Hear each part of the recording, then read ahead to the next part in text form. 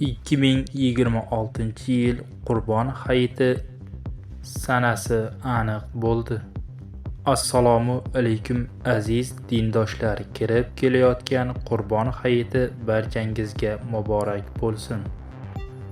O'zbekistonda 2026-yilda Qurbon hayitining birinchi kuni 27-may chorshanba kuniga to'g'ri kelishi kutilmoqda. Shu munosabat bilan 28-dan 30-may kunlari qo'shimcha dam olish kunlari deb belgilanishi rejalashtirilgan. Bu esa ketma-ket 4 kunlik 27-dan 30-may dam olish kuni beriladi. 2026-yil Qurbon hayiti tafsilotlari.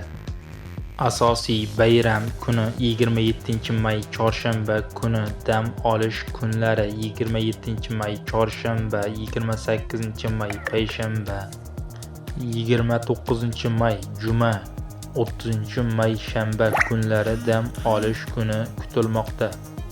Arafa kuni esa 26-may seshanba kuniga to'g'ri kelmoqda.